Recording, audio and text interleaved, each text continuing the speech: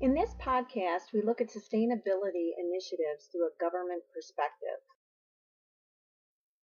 I was fortunate to be able to interview my state senator, Matt Murphy, and ask for his perspective on this topic.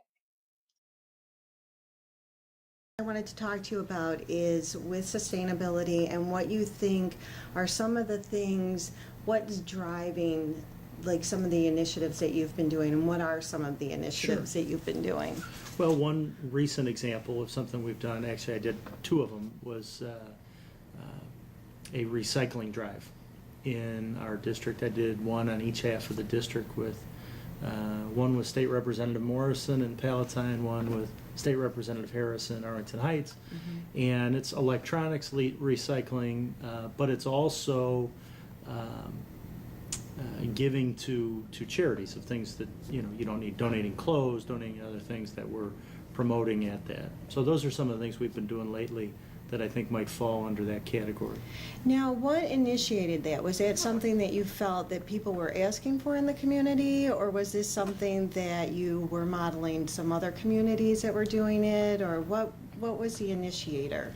I think I heard of the idea maybe from another legislator who had done one in their district, and I realized at my own house I had an old tube TV, and I had maybe an old printer, or and that type of thing, and the idea of decluttering and doing it in a responsible way struck me as a pretty good idea. And I thought, this might be a service that we could provide to people to make it easier for them to recycle properly and declutter their house. Now, it was interesting because I was talking to the guys. They were from the Elgin recycling plant. Yes. And they were giving me some just interesting information about cans and how cans can be recycled, and how some of these things, they use all the parts of the electronics. They take the plastic and they take that and recycle that, and they take all the internal parts, because you hear stories, things going over to China and things like that. So that was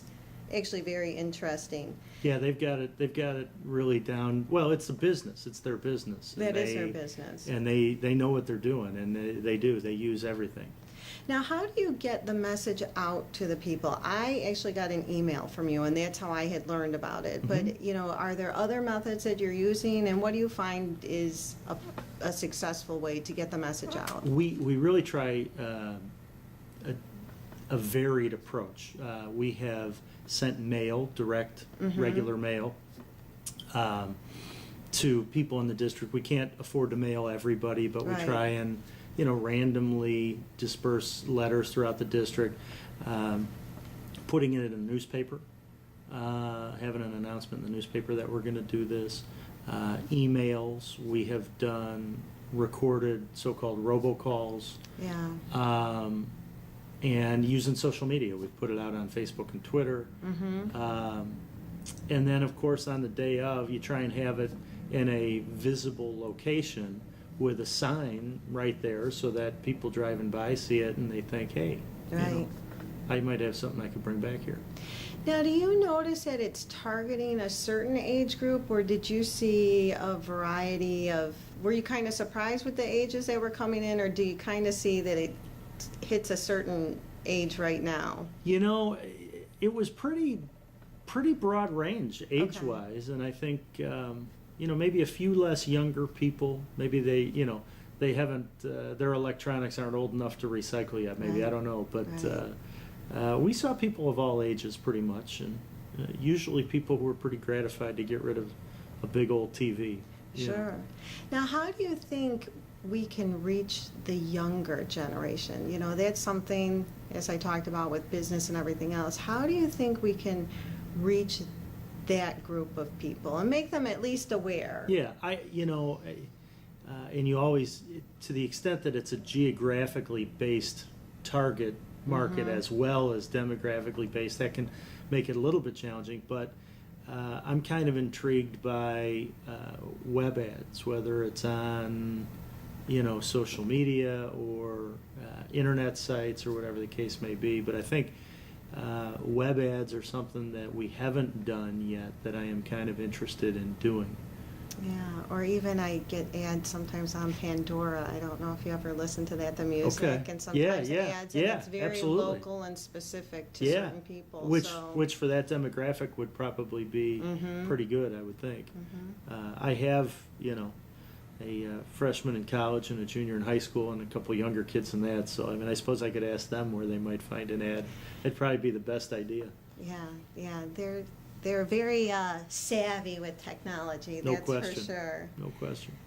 Now, are there any organizations that you've noticed within the community that maybe has stepped up? I was doing some research to see local, and I did see a couple things in Schaumburg. But is there any businesses that maybe that you've been aware of, or maybe have come to your attention as being aware of sustainability? And I mean that in the sense of environment and economic and social, so it could hit any of those pillars. Are there any in our area? Well, we certainly have, from the social standpoint and sustainability by virtue of, charitable giving, we're in a great area in that regard. Weber Grill is Oh. right in Palatine and have been supportive of important causes. There are, some of our local banks are very supportive of women in need growing stronger and other groups, the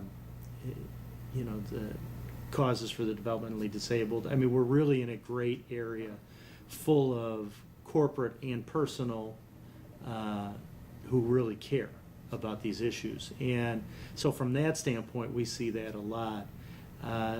The environmental, it might be a harder fit, I Right. think, or maybe a little less visible, Mhm. their efforts in that regard. I mean, I think, people in our area expect, their corporations, big and small, to be as good a neighbor in that regard as they can be. Right. I think that's a little less visible sometimes than people's charitable works. Now, you pointed out something interesting, and I do agree with you. Like certain areas, people are a little more charitable, or maybe people are a little more aware. What advice would you give to maybe some areas that are struggling a little bit, or maybe would need a little help? What would be some words of wisdom you would give to them? Well, I think the more organized you are and the more targeted you are in figuring out what the relief you need is. I'm a big believer in sort of not-for-profit groups that do, social work. There can be some level of governmental involvement, but oftentimes it's best if it is, it's local, it's private, it may be church-based. But coordinating and figuring out what it is, your community needs most, Right. and trying to rally forces around that to see what you can accomplish together. As the senator mentioned in the interview, they held an event in Palatine which I was able to attend. It was well organized and well attended. Seeing that local government is making strides towards positive changes shows that sustainability is being addressed and people are responding in a positive manner. Thank you for taking the time to view this podcast. I hope you are able to view the other episodes in this series on sustainability.